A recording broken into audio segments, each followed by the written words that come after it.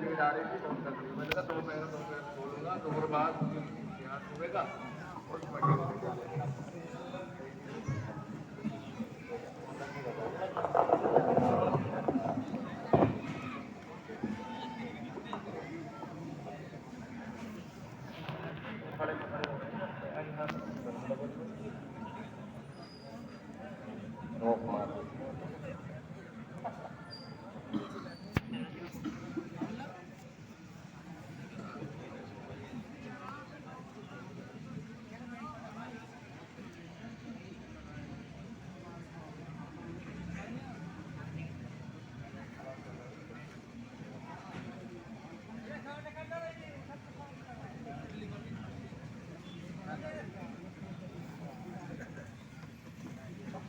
الحمد لله نحمده ونستعينه ونستغفره ونؤمن به ونتوكل عليه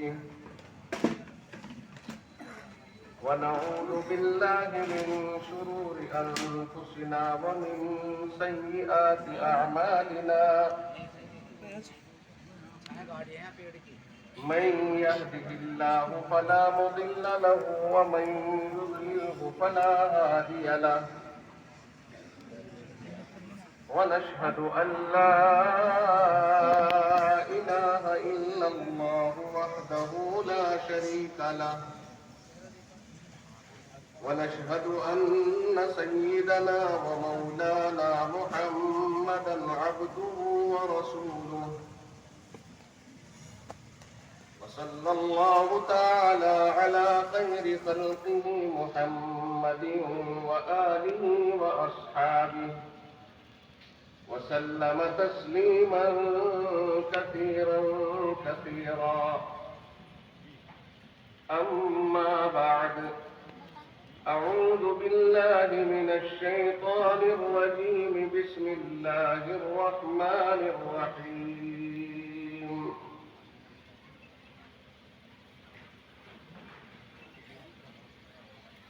يا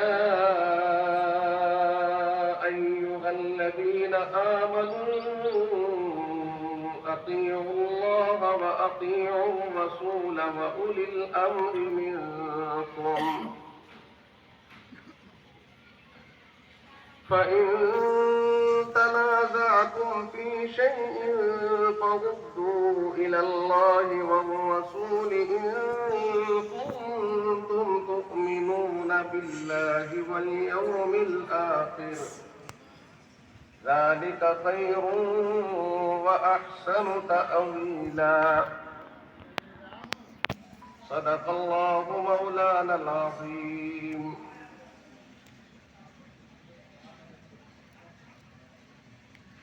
عزیزان ملت، نوجوان ساتھیوں، پیارے دوستوں اور دینی بھائیوں،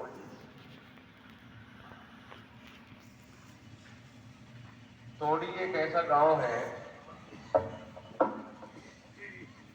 جس نے ہمیشہ دوستیاں جوڑی ہیں اور ہاپوڑ کے ساتھ تو بہت ہی گہری دوستی جوڑی ہے.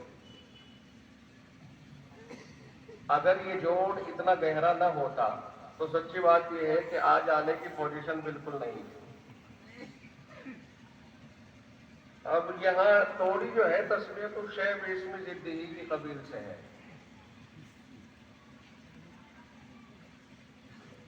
مولانا عارف صاحب کا فون پہنچا اور پیچھے کو لیٹ گیا. تو میں نے کہا بھائی آج ہے؟ تو کہا ہاں آج ہی تو ہے. اب میں نے گاڑی والوں کو تلاش کرنا شروع کیا تو کوئی گاڑی والا نہ مل کے دے دے. 5-4 جو اپنے ذہن میں تھے بالآخر ایک ایسی عظیم شخصیت نے اس موقع پر ہمارا تعاون کیا ہے اور یہاں تک پہنچانے میں 100% کردار ادا کیا ہے. گاڑی بھی انہیں کی اور چلائی بھی انہوں نے کی. نام لوں تو بڑا عجیب و غریب، انتہائی عظیم شخصیت کے حامل، بس اشاروں میں ہی سمجھ لیں کہ کتنی عظیم شخصیت کے حامل ہیں. زبان سے کہوں گا تو معلوم نہیں وہ کہاں پہنچ جائے گا. نام تو اس لیے میں نام بھی لینا گوارا نہیں کر رہا ہوں، کیونکہ بڑوں کے نام لے کر کے بڑوں کے سامنے بھی توہین سے ہوتی ہے. میرے استاد کے درجے کی شخصیت، تو یہ کوئی کم بات ہے؟ آج چاروں طرف کرسیاں رکھی ہوئی ہیں، اس کا مطلب یہ ہوا کہ آپ کو پروگرام میں آج تو 4 چاند لگانے تھے، اس لیے کہ ہر چیز بدلی نظر آ رہی ہے. اسٹیج کا رخ بدل گیا، آپ حضرات کا انداز بدلا ہوا ہے، پورا لک بدلا ہوا ہے. بہت ہی خوبصورتی آج محسوس ہو رہی ہے، جو اب سے پہلے اتنی خوبصورتی نظر نہ آئی جتنی آج نظر آ رہی ہے. شاید کچھ روحانیت بڑھی ہوئی ہے آج اور شوق کچھ زیادہ ہے. اللہ اس شوق میں اضافہ فرمائے. اور بہت خوشی کی بات ہے کہ جوان بھی بہت سارے ہیں. آئندہ ذرا سا اس کا اور خیال رکھ لیں گے جوان کہ جب جلسے میں آیا کریں تو ٹوپی کا خاص طور سے اہتمام کیا کریں. سر ڈھکا ہوا ہوتا ہے، یہ سنت ہے. ٹوپیوں کا استعمال کرنا نبی اکرم صلی اللہ علیہ وسلم کا طریقہ ہے. اور ہر مہذب قوم آپ کوئی بھی دیکھ لیجئے، چاہے ان کا یونیفارم ہی صحیح ہو، کیسا ہی بھی صحیح، چاہے سیاسی یونیفارم ہو، لیکن ٹوپیوں کا استعمال کرتے ہیں. پہلے دور کی تاریخ اٹھا کے اگر ہم دیکھتے ہیں تو اس دور کا تو عالم یہ تھا کہ داڑھی اور پگڑی 2 چیزیں ایک شعار مانا جاتا تھا لوگوں کا. آج بھی اگر آپ دیکھیں گے تو بہت سارے لوگ آپ کو ملیں گے میوات کے علاقوں میں، خاص طور سے بہت سے جاٹ قوم ہیں، ان میں بھی پگڑیوں کا رواج ہے. وہ بھی ایک رواج تھا، وہ اچھا رواج تھا. وہ اس سے اعزاز ہوتا تھا آدمی کا، وہ بڑا آدمی معلوم ہوتا تھا. ہے بھی یہ چیز بڑائی کی، عظمت کی چیز ہے. لیکن اس دور میں ٹوپیوں کے اوپر تو بہت ہی زیادہ ظلم ہو گیا. ٹوپی ایسی نشانی ہے مسلمانوں کی کہ جس سے اس کو دور سے پہچان لیا جاتا ہے کہ یہ، چونکہ داڑھی میں بھی بعض دفعہ یہ ایک فرض اور واجب درجے کی چیز ہے. یہ ایسا واجب ہے جو فرض کی طرح کا واجب ہے. کہ آپ سنت کہتے ہیں، یہ سنت بھی واجب اور فرضوں کے درجے کی چیز ہے. اسے ہلکے میں لینے سے ایمان کے ضائع ہونے کا اندیشہ ہوتا ہے. یہ ایک ایسی نشانی ہوتی ہے. اس سے آگے کو چلتے ہیں ہم. ٹوپی ایسی چیز ہے جو خاص مسلمانوں ہی کے ساتھ میں ہے، اور مسجدوں کے اندر یہ عالم ہو گیا ٹوپیوں کا کہ جمعے کے دن جاویں گے ہم تو تلاش کرتے ہیں ٹوپی کون سے کونے میں رکھی ہوئی ہے. اور اتنی بری طرح سے وہ ٹوپیاں، ان کا حلیہ اتنا خراب ہے کہ کبھی کبھی تو اگر آپ سے یہ کہے ذرا اسے اٹھا کے دینا تو آپ ہاتھ میں اٹھاتے ہوئے بھی یہ سوچیں گے ہاتھ دھونا پڑے گا مجھے. ویسے تو آدمی یہ سمجھتا ہے صاحب میں اس کی چیز نہ استعمال کروں، اس کی چیز نہ استعمال کروں، وہ اس کی استعمال نہ کرے. ایک ساتھ ایک پلیٹ میں بیٹھ کے کھاتے ہوئے بھی ہمیں بڑا عجیب لگے وغیرہ. لیکن ٹوپی یہی ہے جسے 1000 بار استعمال کر لیا ہے لوگوں نے، اور پھر بھی ہم ہزاروں روپے کے کپڑے پہننے کے باوجود اس ٹوپی کو سر کے اوپر اٹھا کے رکھتے ہیں. اس ٹائم ہمیں یہ احساس نہیں ہوتا کہ اسے 1000 آدمیوں نے استعمال کر لیا ہوگا. اور اس کا بھی یہ عالم کہ اگر یہ یاد آ جائے کہ میں تو ٹوپی لے کے مسجد سے باہر نکل گیا تو یوں اتار کے لے بھیا ذرا رکھ دیے ذرا، یا پھر یوں پھینک دیں گے. وہ اندر رکھ کے وہاں آنا بھی گوارا نہیں، جانا بھی گوارا نہیں کرتا. یہ ایک نشانی ہے، اسلام کا شعار ہے یہ. اس کے ساتھ ہلکا معاملہ کرنا یہ غلط ہے. ہر آدمی کی اپنی مستقل ٹوپی، اور بہت سے لوگ یہ سمجھتے ہیں ٹوپی تو ہے لیکن لپیٹا اور جیب میں ڈال دیا. مسجد میں جائیں گے تو تب اس کو اوڑھ لیا، پھر لپیٹا، پھر جیب میں ڈال دیا. ٹوپی سر پر رکھنے کی چیز ہے، یہ نشانی ہے ہماری، یہ پہچان ہے ہماری. آپ بتائیں گے پولیس والے ہیں، داروغہ ہیں وغیرہ وغیرہ، ان کو ٹوپی دی جاتی ہے سرکار کی طرف سے، نہیں دی جاتی ہے. ٹوپی ان کی نشانی ہے. ٹوپی کے اندر ہر قوم اپنی عظمت سمجھتی ہے، لیکن اسلام کا تو باقاعدہ ایک ایسا شعار ہے ٹوپی جس سے مسلمان کی دور سے پہچان ہو جاتی ہے یہ آدمی مسلمان ہے، چونکہ اس طرح سے کسی دوسری قوم نے نہیں اپنایا اس کو۔ پھر اسی کے ساتھ ساتھ یہ بھی خیال رہے ٹوپیاں اچھی اوڑھا کریں، گری پڑی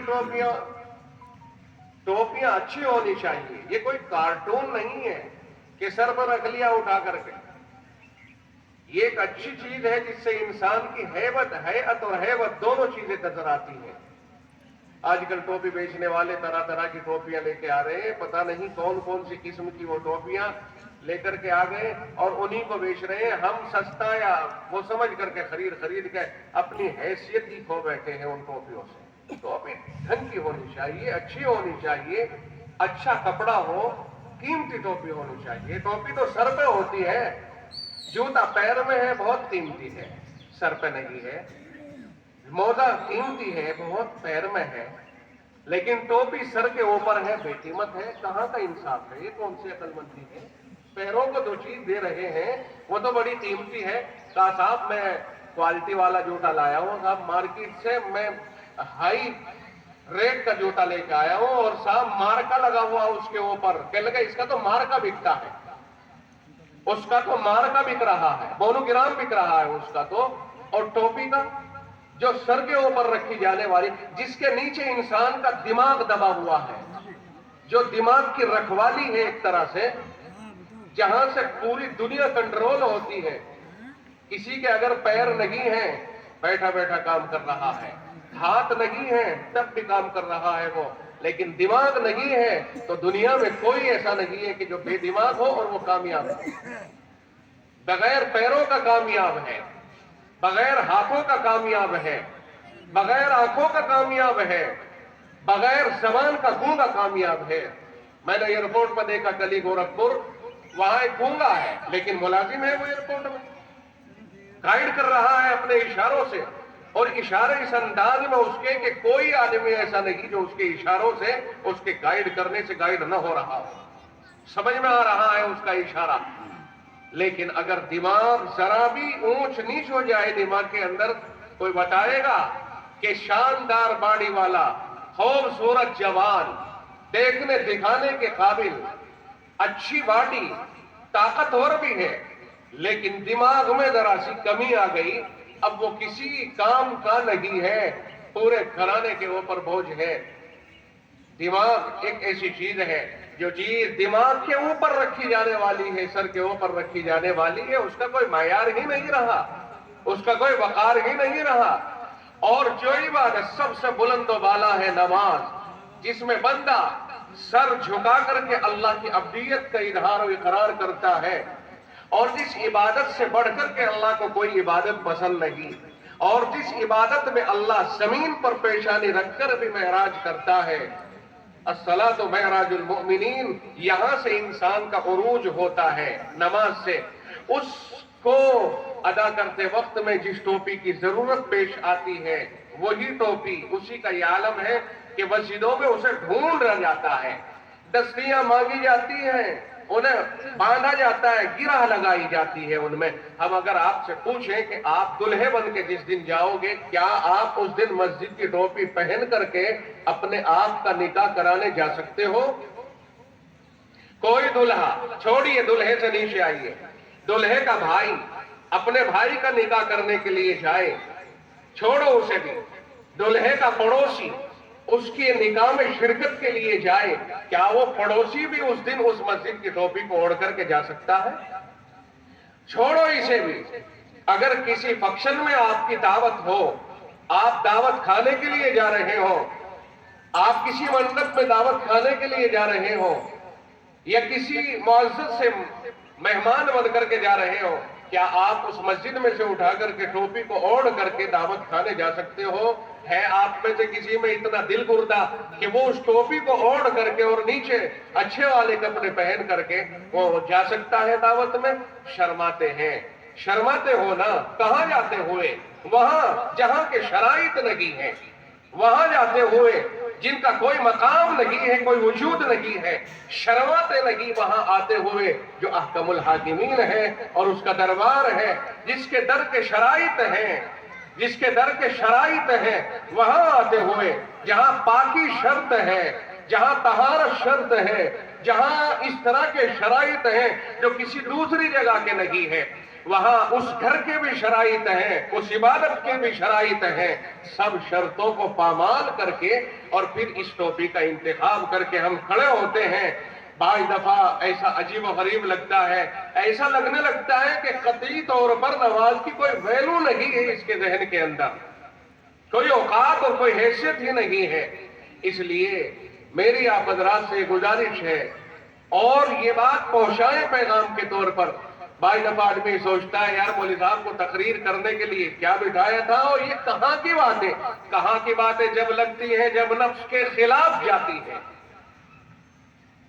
जब शरीयत के खिलाफ अमल हो और वहां टोका जा रहा हो, वहां लगता है कि तुझसे ये उम्मीद नहीं थी कि तू ये कह करके जा रहा है। मैंने एक शहर में तकरीर की और वहां मैंने कैफे के ऊपर तकरीर में कुछ कहा, जो बार खोले जा रहे हैं आजकल, जवान जिधर जा रहे हैं। कल भी मुझसे एक आदमी ने बताया, बाहर ही आज हापुड़ में भी एक आदमी ने ये बात बतलाई, और उन्होंने कहा कि दो नौजवान लड़के हैं हमारे मोहल्ले में, उन्होंने एक खोला है। और मैंने कहा अच्छा सच बताओ इसमें होता क्या है? पता तो है हमें क्या होता है, लेकिन हमने उसके दिल की लेने के लिए पूछा, ये बताओ सच्चाई के साथ इसमें होता क्या है? उन्होंने कहा मौलवी साहब होता ये है कि एक मकान है, अच्छा सा उसका डेकोरेशन कर लिया, उसमें म्यूजिक चल रही है, आवाज आ रही है उसकी, और उसमें जो शौक रखने वाला है बीड़ी सिगरेट, यहां तक कि उसमें हुक्के का भी इंतजाम कर लिया जाता है, उसमें वो आवाज है, धुन है, और उसमें कुछ बोतलें भी चलती हैं जिसमें सभी तरह की बोतलें चल जाती हैं, और उसमें सब तरह की तफरीयां होती हैं। कहने लगे फिलहाल एक चीज बची हुई है, बस सिर्फ इतना है कि उसके अंदर सप्लाई नहीं दी जा रही है। अभी आप अंदाजा लगा रहे हैं मैं क्या कह रहा हूं, सप्लाई तो बाकी है, बाकी सारे काम होने लग गए। कहने लग गया तो आप लोगों को मौका दिया है अल्लाह ने, बयानों में जाते हो, ये बात खुल करके कहो और खास तौर से कहो।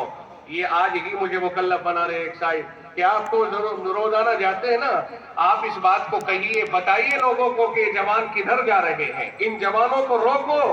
बाकायदा मुनज़्ज़म साजिश के तहत दुनिया में कैफों के और बार के रिवाज डाले जा रहे हैं, और जिसे पकड़ने वाली सबसे ज्यादा कौम मुस्लिम है। बाकी लोग तो चिंगारी लगाई एक तरफ हो गए, उनके पास टाइम नहीं है, टाइम हमारे पास है खुल करके कि हम खूब इस तरह की बदकारियां अंजाम दें। ये बात बतलाने वाले बतलाते हैं, कहलवाते। मैंने मेरठ के अंदर ये बात कह दी और खुल करके कह दी। मेरे पास में एक साहिब ने टेलीफोन किया कि आपने तकरीर के दौरान ये बात कही, और 5 संजीदा लोग, पढ़े लिखे लोग जो इसके हकीकत तक नहीं अभी पहुंचे शायद, वो ये कह रहे हैं यार ये तो संजीदा मुकर्रिर है, इसने इस तरह की बातें कहां से कह दी यार, ये इस तरह की बातें कहने लग गए, ये बातें इसकी तरफ से हमें ताज्जुब खेज मालूम हो रही है, इन्हें इस तरह की बातें मजमे आम के अंदर नहीं कहनी चाहिए।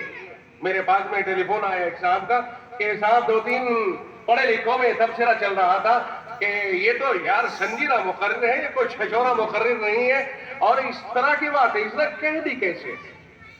क्या आप समझते हैं कि ये बात हमें कहनी चाहिए या नहीं कहनी चाहिए? कि आज का नौजवान किधर जा रहा है? नौजवानों के ऊपर नजर रहनी चाहिए या नहीं? आपकी नजर रहनी चाहिए या नहीं रहनी चाहिए?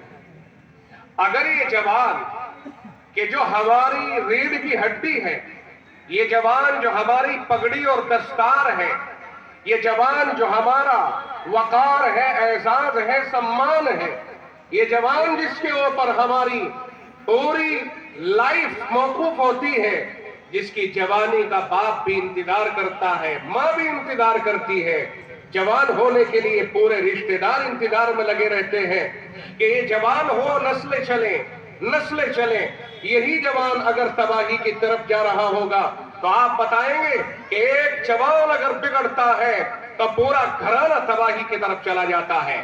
سیدنا حضرت خضر رضی اللہ تعالیٰ عنہ اور حضرت موسیٰ علیہ السلام کا ایک سفر ہوا تھا، اور بڑا تاریخی سفر ہے جسے قرآن کریم کے اندر سورہ کہف کے اندر باقاعدہ نقل کیا گیا ہے۔ وَإِذْ قَالَ مُوسَىٰ لِفَتَاهُ لَا أَبْرَحُ، وہاں سے یہ مسئلہ چلا ہے۔ اس کا ایک چھوٹا سا نمونہ میں آپ کے سامنے پیش کرتا ہوں کہ جوانوں کے اوپر، بچوں کے اوپر کتنا دار و مدار ہوتا ہے۔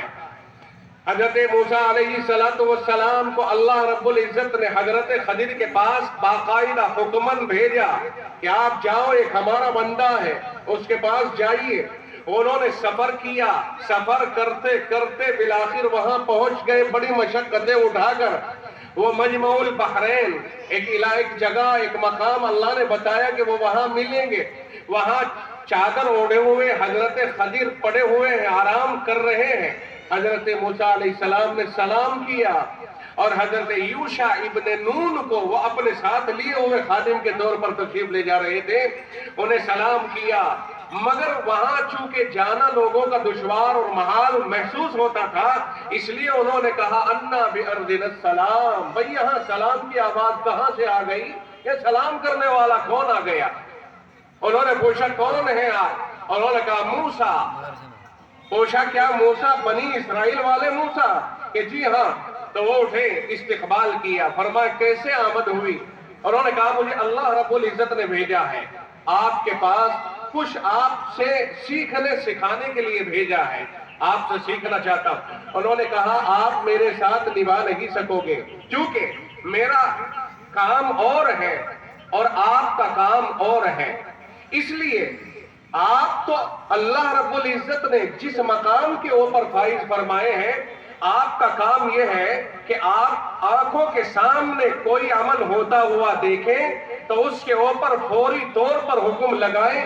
یہ اللہ نے آپ کی ذمہ داری ڈالی ہے، اور کوئی بھی پیغمبر ایسا نہیں ہوتا کہ اس کے سامنے کوئی غلط کام ہو رہا ہو اور پیغمبر پھر اس کام کے اوپر نکیر نہ کرے، پیغمبر خاموش رہ جائے، ایسا نہیں ہو سکتا ہے۔ دنیا میں ہر آدمی خاموش رہ سکتا ہے، کسی مولوی کی کوئی مصلحت ہو سکتی ہے، کسی چودھری کی کوئی مصلحت ہو سکتی ہے، کسی نیتا کی کوئی مصلحت ہو سکتی ہے، لیکن پیغمبر کی کوئی مصلحت نہیں ہے۔ ان کے یہاں مصلحت یہی ہے کہ فوراً شریعت کا حکم بیان کریں۔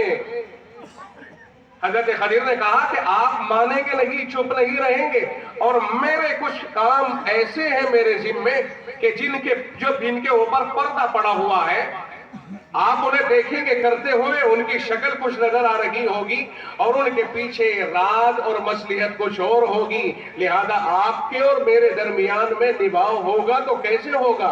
کیونکہ آپ بولیں گے فوراً اسے غلط سمجھیں گے، اور اس کے پیچھے ایک راز ہوگا جس کی بنیاد پر میں اس کام کو انجام دوں گا، وہ ایک سبب ہوگا اور میرے لیے اس کو کرنا جائز بھی ہوگا، لیکن آپ کی نگاہوں میں وہ غلط ہوگا، آپ فوراً بولیں گے۔ حضرت موسیٰ علیہ السلام نے فرمایا کہ میں وعدہ کرتا ہوں آپ سے کچھ نہیں کہوں گا، میں بولوں گا نہیں۔ اور انہوں نے کہا چلیے ٹھیک ہے۔ حضرت موسیٰ علیہ السلام کو لے کر کے وہ چل دیے، دریا کے اوپر، کنارے کے اوپر کھڑے ہو گئے۔ ایک کشتی آئی جو دو یتیم بچے چلا رہے تھے، انہوں نے کشتی کو قریب کر دیا، یہ دونوں بزرگ اس میں بیٹھ گئے۔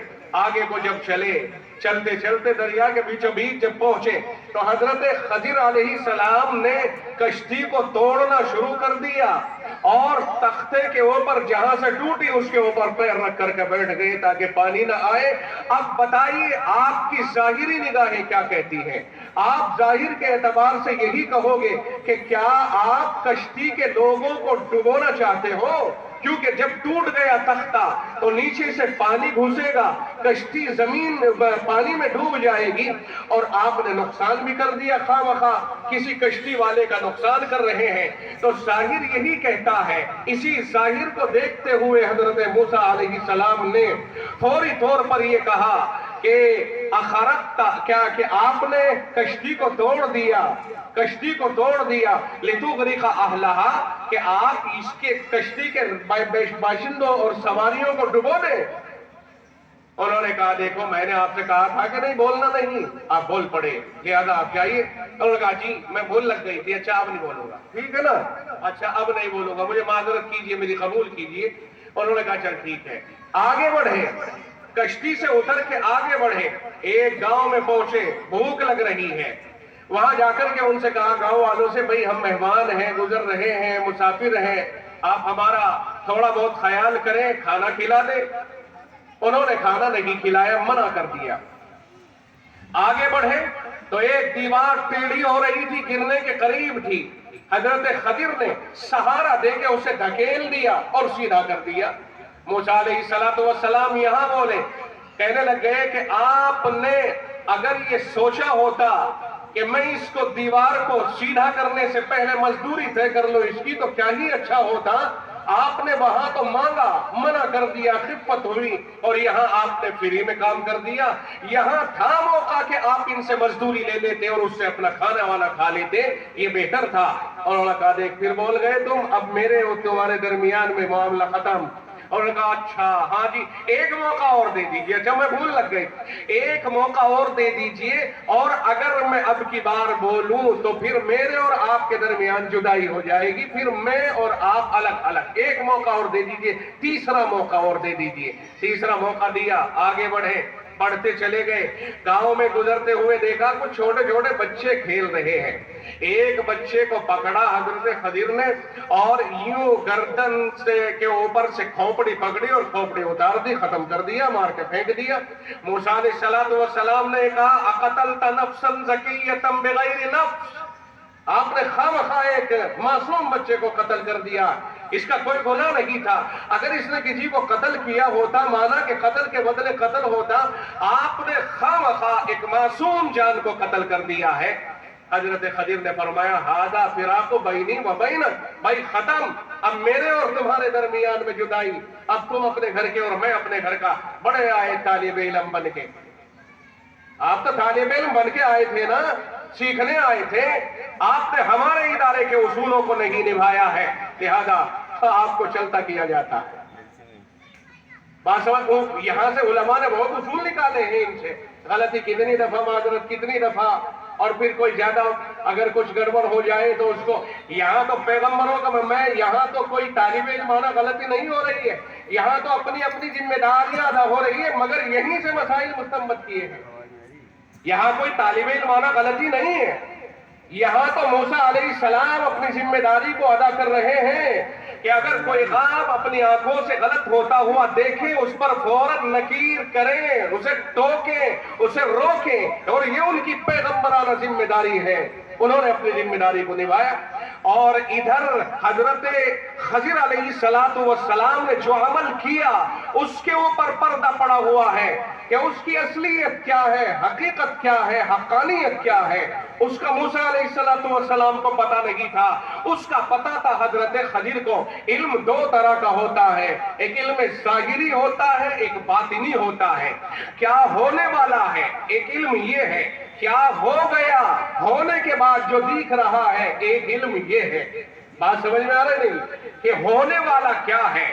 ایک تو یہ ہے کہ کسی کو اس کا پتہ چل جائے، تو ابھی جب تک ہوا نہیں تو جس کے نزدیک ہونے کے بعد پتہ چلتا ہے جس کو، اسے تو ہونے کے بعد پتہ چلے گا، اور جس کو اس کا علم ہے کہ کیا ہونے والا ہے اسے تو پہلے ہی پتہ ہے نا۔ تو حضرت خضر کو اللہ نے وہ علم دیا تھا کہ کیا ہونے والا ہے، انہیں پہلے پتہ چل جاتا تھا۔ موسیٰ علیہ السلام کو وہ علم دیا تھا کہ جو ہو جائے اس کا کیا حکم ہے، اس پر کیا حکم لگے گا، یہ حرام کہا جائے، حلال کہا جائے، جائز کہا جائے یا ناجائز کہا جائے، دونوں میں فرق ہو گیا نا۔ موسیٰ علیہ السلام اس علم کے حامل اور حضرت خضر اس علم کے حامل۔ ادھر اللہ رب العزت نے حضرت موسیٰ کو حضرت خضر کے پاس بھیج دیا تھا کہ جاؤ وہاں جا کر سے ان سے بھی کچھ سیکھ لو۔ اور یہ امتحان تھا ایک طرح سے۔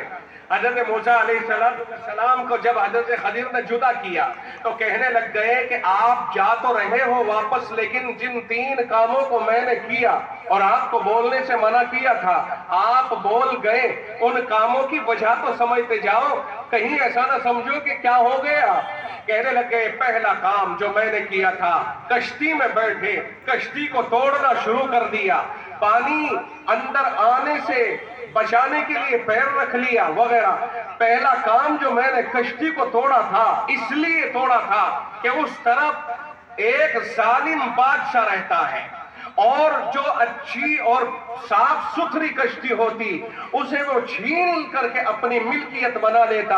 میں نے اس میں عیب پیدا کر دیا تھا، اور یہ کشتی 2 یتیم بچوں کی تھی جو روزی کما کر کے اس سے اپنا گزارا کیا کرتے تھے، ان کا باپ نہیں تھا، لہذا میں نے اس میں عیب پیدا کر دیا تاکہ بادشاہ عیب دار ہونے کی وجہ سے اس کشتی کے اوپر قبضہ نہ کرے اور یہ برابر اپنی روزی روٹی کا کام کرتے رہے۔ بتائیے میں نے غلط کیا تھا کہ صحیح کیا تھا؟ اب ظاہر ہے کہ اب تو صحیح لگے گا نا، لیکن جس وقت میں کشتی ٹوٹ رہی تھی اس وقت تو غلط لگ رہا تھا۔ چنانچہ اگلا دوسرا مرحلہ آیا، کہا وہ جو دیوار گرنے کے قریب ہو رہی تھی، در حقیقت وہ دیوار بھی ایسے بچے کی تھی کہ جو ابھی جوان نہیں ہوا، بڑا نہیں ہوا، اور اس کے ماں باپ نے اس کے نیچے کچھ دبا رکھا تھا مال، اگر وہ گر جاتی تو وہ کھل جاتا اور لوگ اسے اٹھا لیتے، چرا لیتے، غصب کر لیتے۔ میں نے اس دیوار کو گرنے سے روکا تاکہ یہ بچے بڑے ہو جائیں اور پھر وہ اپنی دیوار کو توڑ کر کے اور اس سامان کو نکال کر کے اپنا کام چلا لیں۔ غلط کیا کہ صحیح کیا؟ کہا بھائی یہ بھی صحیح نظر آیا۔ تیسرا جو ایک بچے کو قتل کیا تھا، بچے کو جو قتل کیا تھا، در حقیقت وہ بچہ آگے چل کر کے بڑا ہوتا اور بڑا ہو کر کے وہ کفر پر چلا جاتا، غلط کام کرتا، اور ماں باپ کو اس سے اتنا پیار تھا کہ وہ اس کے پیار میں کفر اختیار کر لیتے اور ان کا ایمان چلا جاتا، وہ بھی جہنم میں جاتے اور بچہ بھی بڑا ہو کے جہنم میں جاتا۔ میں نے چاہا کہ ماں باپ کو اس کے ایمان پر باقی رکھا جائے اور بچہ ابھی چونکہ کفر پر نہیں گیا ہے اسے ختم کر دیا جائے، سب کے سب اپنی اپنی جگہ پر ٹھیک ٹھاک رہ جائیں۔ اب بتائیے کہ غلط کیا کہ صحیح کیا؟ آپ کہیں گے جی صحیح ہو گیا، بچہ بھی بچپن میں ختم ہو گیا تو وہ بھی گناہگار نہیں، اور ماں باپ جو آگے چل کر کے اس کی محبت میں کفر پر جاتے، اپنے ایمان سے ہاتھ دھو بیٹھتے، یہ بھی ٹھیک ٹھاک رہ گئے۔ تو اب لگا کہ ہاں ٹھیک ہو گیا، مگر پہلی فرصت میں لگ رہا تھا کہ غلط ہو گیا۔ میں یہ واقعات اس لیے لے کر کے آیا ہوں آپ کے سامنے کہ کبھی کبھی کوئی چیز اپنے ظاہر کے اعتبار سے لگتا یہ ہے کہ عجیب ہے، لیکن بر وقت اس کے اوپر نکیر کی جاتی ہے، پیچھے راز ہوتا ہے۔ اگر اسے یوں ہی چھوڑ دیا جائے گا تو غلطیاں ہو سکتی ہیں، گڑبڑیاں ہو سکتی ہیں، بر وقت اس کے اوپر پکڑ دھکڑ کرنا۔ یہ دیکھیے یہ بچہ ہے، مثال کے طور پر انہوں نے تو اپنی معلومات کی بنیاد پر یہ کام کیا، آج تو کوئی ایسا نہیں جس کی معلومات ایسی ہو یا جس کے لیے ایسا کرنا جائز ہو۔ اب تو یہ دیکھا جائے گا کہ اگر کوئی غلطی کر رہے ہیں بچے، ان کی اصلاح کے لیے قدم اٹھایا جائے گا، ہر ممکن ان کی اصلاح کی کوشش کی جائے گی، اور یہ ہماری اپنی ذمہ داری بنتی ہے تاکہ معاشرے میں ایک کے فساد کی بنیاد پر دوسروں کا فساد لازم نہ آئے۔ اگر محلے میں ایک کیفے کھلا، ایک غلط مرکز کھلا، ایک گناہوں کا اڈا کھلا، تو ایک اڈا ہی نہیں بلکہ جس طرح چائے خانے کے اوپر چائے پینے کے لیے لوگ جمع ہوتے ہیں، میں چائے خانے کی ممانعت نہیں کرتا، میں چائے پینے کی ممانعت نہیں کر رہا، میں مثال کے طور پر چائے خانے کی مثال دی ہے کہ جس طرح ایک آدمی نے چائے خانہ کھولا اور وہاں مستقل لوگ جاتے ہیں، بیٹھتے ہیں، چائے بھی پیتے ہیں، ادھر ادھر کی باتیں بھی کرتے ہیں، سیاست کی باتیں بھی ہوتی ہیں، بعض دفعہ یہی چائے خانہ پوری سیاست کا مرکز بن جاتا ہے، پورے گاؤں کی سیاست کبھی کبھی چائے خانے ہی کے اوپر گھوم جاتی ہے اور وہیں سے سارے فیصلے ہونے لگتے ہیں۔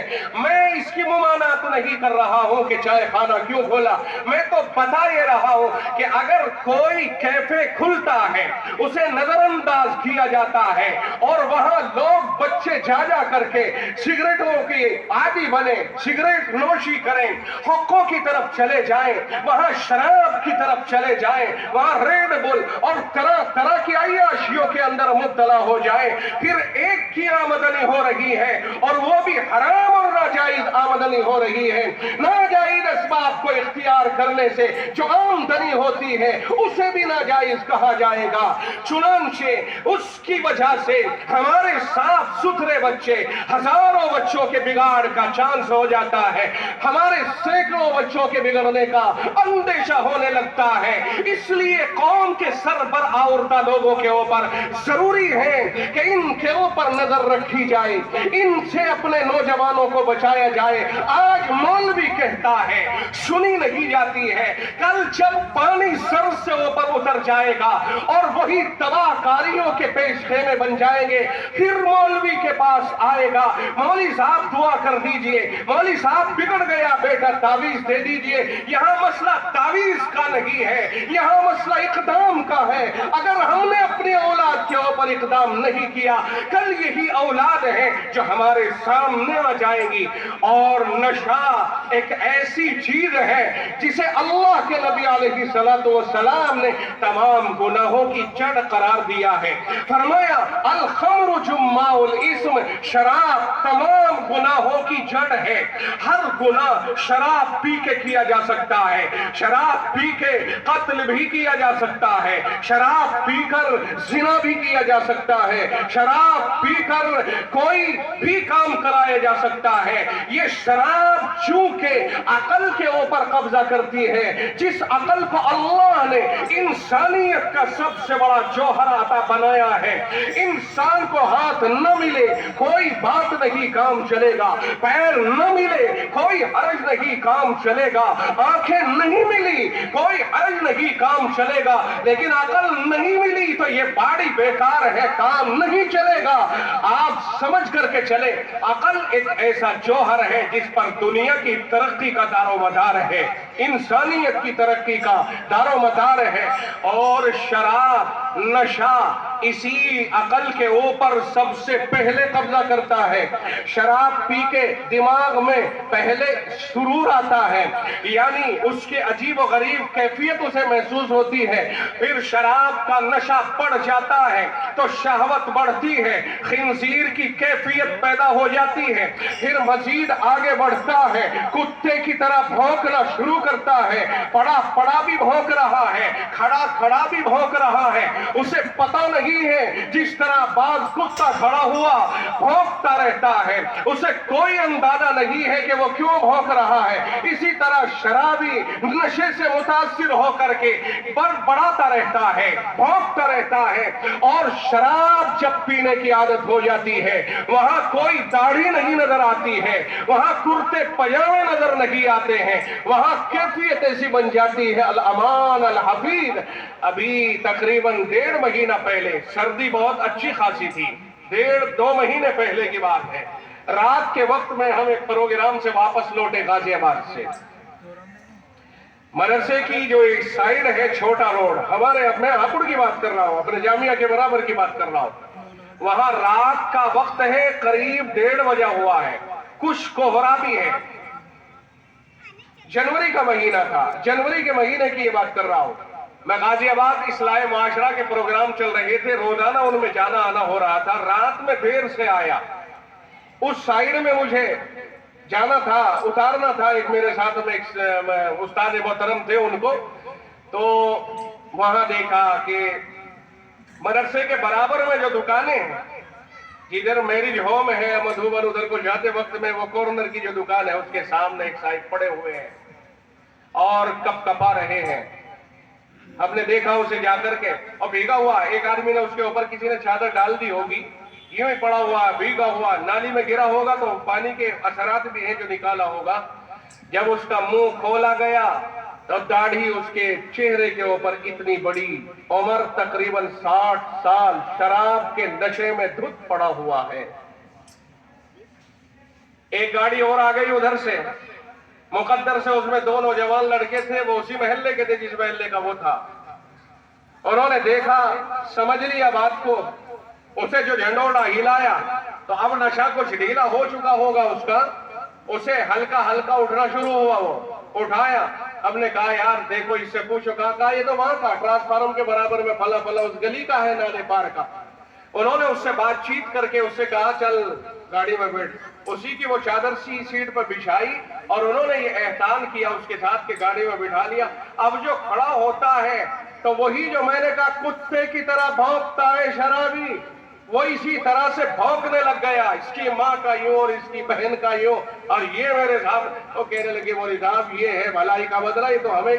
मैंने कहा ये तुम्हें गाली नहीं दे रहा है, दर हकीकत शराब का जो खासा है वो खासा सामने आ रहा है। ये किसी को गाली नहीं दे रहा है, इसे तो हाजत है कि घर पहुंचाया जाए, ये खुद परेशान है, लेकिन शराब का खासा सामने आया है, बड़बड़ाना, कुत्ते की तरह से भौंकना, ये कैफियत शुरू हुई। उसे बिठाया और वहां छोड़ करके आए। मैं कहता हूं कि जब आदमी इस चीज का आदी हो जाता है उसे नहीं नजर आता है कि वो कब और कहां और क्या कर रहा है।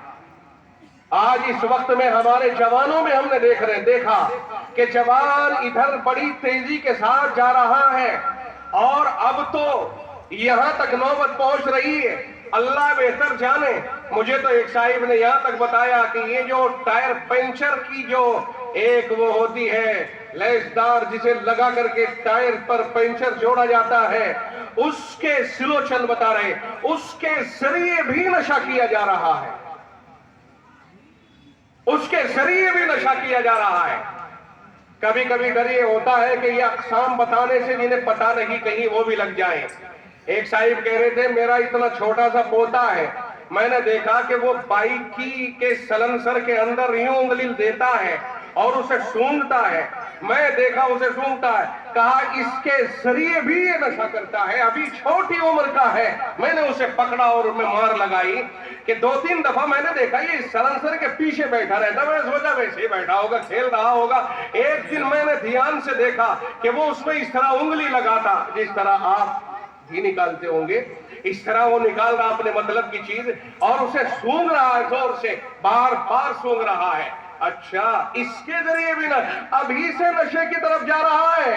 बाज दफा बाप अपने बच्चे से, हो सकता है ये दौर अब कम हो गया या खत्म हो गया हो, बेटा जरा ये बीड़ी लगा करके ले आइयो, पहले चलता होगा ये, अब शायद तरक्की कर गए होंगे आप हजरात या लोग। बेटे को बीड़ी लगाने के लिए भेज दिया, बीड़ी लगाएगा तो यकीनन वो उसे दम लगा करके सुलगाएगा, एक मर्तबा 2 मर्तबा खींचेगा ताकि वो और बाप को ला करके दे देगा। अभी उसे पता नहीं कि तूने इसे किस लत के ऊपर डाल दिया है।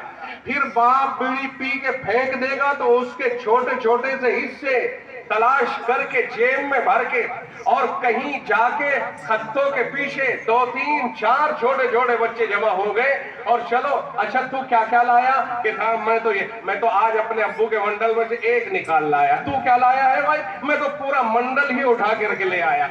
अच्छा, कुछ छोटे छोटे यहां से उन्हें लत लगती है। कभी सुना होगा कुड़ी में आग लग गई, अरे छोटे छोटे बच्चे कर देते हैं इस काम को, माचिस उधर से ले आए। कभी पता चला फला के ईंख में आग लग गई, कैसे लगी? कहा था वो बच्चे जो वहां छुप करके पी रहे थे उनसे आग लग गई। ये सूरत हाल। तो नशे की इब्तिदा तो यहां से होती है और इंतहा खुदा जाने कहां होती है। नशे की इंतहा नहीं हो पाती है, उसके ऊपर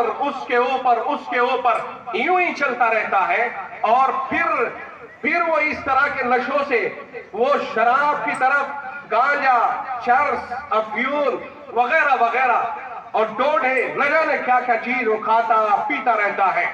अल्लाह के नबी अलैहिस्सलातु वस्सलाम ने एक मौके पर इरशाद फरमाया था, बहुत से लोग ऐसे होते हैं जो देखने के एतबार से तंगहाल, बदहवास, देखने वाला उनके ऊपर रहम खाए, लेकिन फरमाया कि खाना पीना हराम, वो धुतकारे हुए होते हैं। कौन है भाई ये धुतकारे हुए?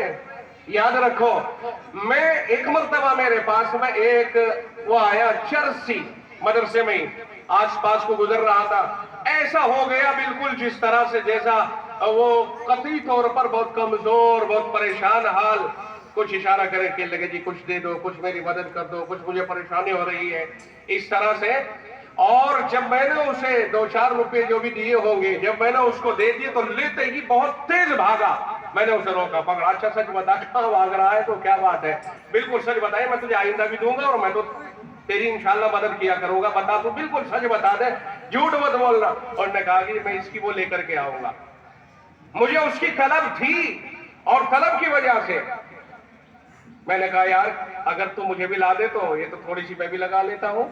उसे थोड़ा सा लगाया, आगे को सरकाया, इतना खुश हो गया और इतना करीब हो गया। भाई अच्छा आपको चाहिए, देखो वहां भी मिलती है, वहां भी मिलती है, और मैं तुम्हें सस्ती ला के दे दूंगा, सस्ती ला के दे दूंगा। ये लोग ऐसे होते हैं, जब कोई इस तरह की कैफियत में नजर आए तो फिर याद रखना ऐसे आदमी को देना कतई दुरुस्त नहीं है। कोशिश कीजिए उसकी हक्कानियत तक पहुंचने की, सच्चाई तक पहुंचने की। ये ले ले करके लोग नशे की तरफ जाते हैं। बहुत सारे लोग ऐसे होते हैं जो नशे की तरफ जाते हैं।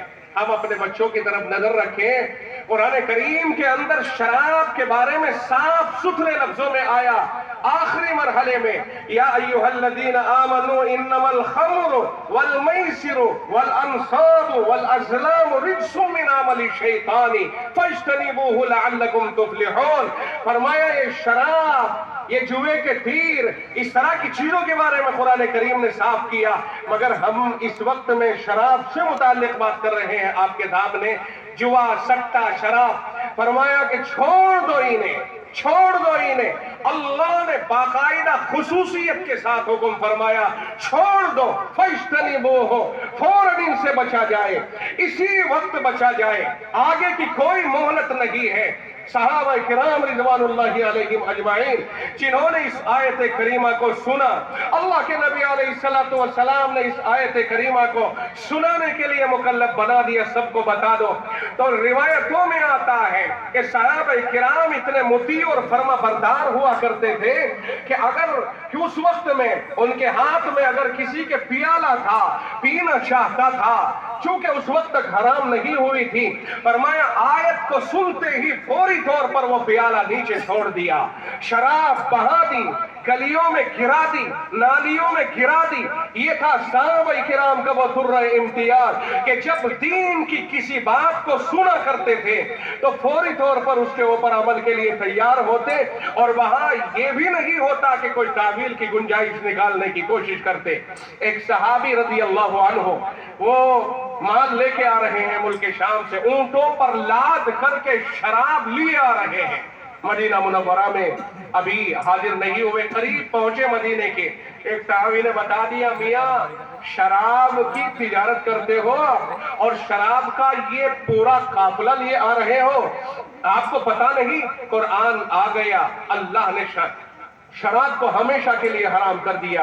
वो सहाबी उसकी बात को सुनकर रसूल रहमत सल्लल्लाहु अलैहि वसल्लम की खिदमत में हाजिर हुए। तवज्जो रहे, वो बड़े ताजिर थे, इस दौर के एतबार से करोड़ों रुपए की शराब लेकर के आ रहे थे, करोड़ों रुपए की।